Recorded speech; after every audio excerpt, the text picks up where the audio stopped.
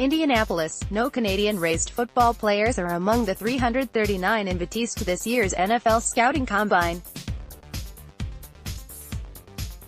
But one of the best wide receivers, N'Keal Harry of Arizona State, apparently was born in Canada before moving as an infant with his family to Grenada, then up to Arizona with his grandmother as a preschooler, where he has lived until now. NFL Network analyst Bucky Brooks rates Harry as the no.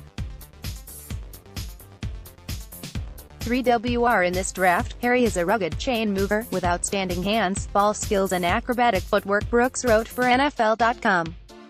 He looks like a WR1 when he steps onto the field. Despite concerns about his speed, Boise State quarterback Brett Rypien is the nephew of Calgary-born former NFL great Mark Rypien, who led the Washington Redskins to a Super Bowl championship after the 1991 season.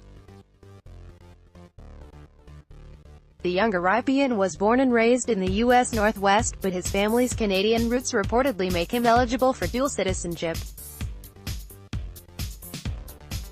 Canadian collegians almost never get invited to the NFL Combine. Of those eligible for this year's draft, 4 were invited to U.S.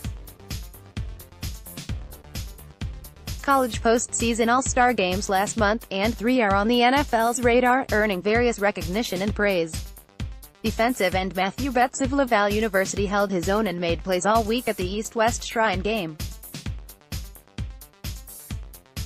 On a conference call with NFL reporters Monday, NFL Network's new lead draft analyst Daniel Jeremiah, who succeeds Mike Mayock, hired last month as the Oakland Raiders GM, said this of Betts: "He's got some intriguing upside as a pass rusher. Getting a chance there to see him down there at the East-West game, and doing a little bit of work, getting my hands on whatever tape I could get.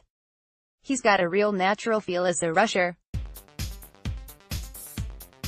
He's able to kind of use some leverage and gets underneath defensive tackles, and he's got a nice little second move once he gets stoned. He's somebody that's intriguing.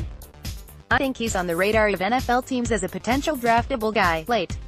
If not, then as a priority free agent." Longtime ESPN draft analyst Mel Kiper Jr. a week earlier said that of the Canadian foursome, offensive tackle Maurice Simba of Concordia stands out to him. Simba is 6'7" and weighs 328 pounds, the classic body size of an NFL OT. "You look at the size and the ability he has once he gets some coaching," Kiper said.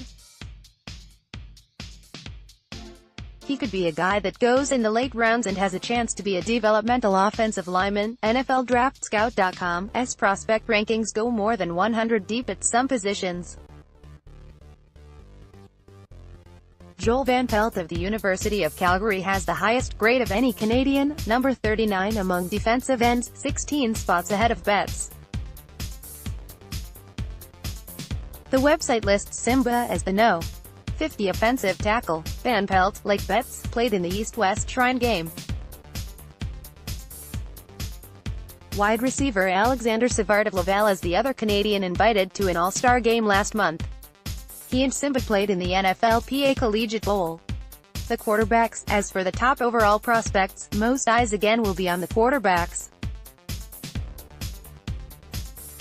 The most celebrated and highly regarded of the 17 passers are Ohio State's Dwayne Haskins, Oklahoma's Kyler Murray, Missouri's Drew Lock, Duke's Daniel Jones and North Carolina State's Ryan Finley, in that approximate order.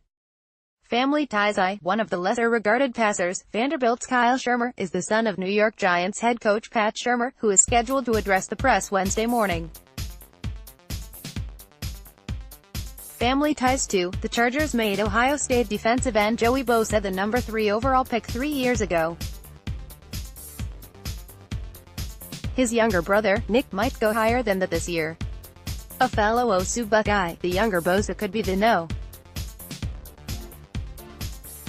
1 overall pick on April 25. Bosa is ahead of the game as a refined rusher with a diverse repertoire of moves. NFL.com's Bucky Brooks wrote, in naming the 23-year-old his no. 1 edge rusher in a draft loaded with top interior and outside defensive linemen.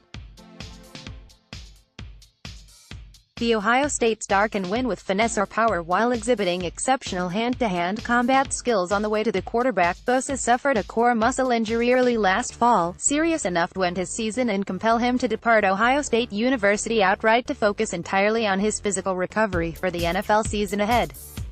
Gregory out again? It appears Randy Gregory is gone again. Maybe this time for good. The NFL has indefinitely suspended the troubled Dallas Cowboys pass rusher, according to multiple reports Tuesday.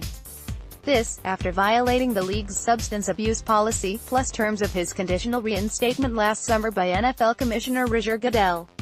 This is Gregory's fourth NFL drug suspension. He missed all but 2 games in 2016 and all of 2017 because of previous violations. Gregory, 26, has played in only 28 NFL games since Dallas drafted him in 2015. TheAthletic.com reported that he had been drug tested 10 times per month, a condition of his 2018 reinstatement, and that he failed an off-season test. This past season Gregory played in 14 regular season and 2 playoff games, and got the first and only start of his career. He's 6 sacks and 7 tackles for loss. Extra points. San Francisco reportedly slapped the franchise tag on PK Robbie Gould, so forget about those stories touting a reunion with the Chicago Bears. Los Angeles Rams LT Andrew Whitworth announced he will play in 2019. Cincinnati reportedly is shopping speedy but disappointing WR John Ross. Bears G. Kyle Long tweeted that he is a Bear for life, after reportedly signing a new 4-year contract extension. Joe Cricket Postmedia.com @GionCrick.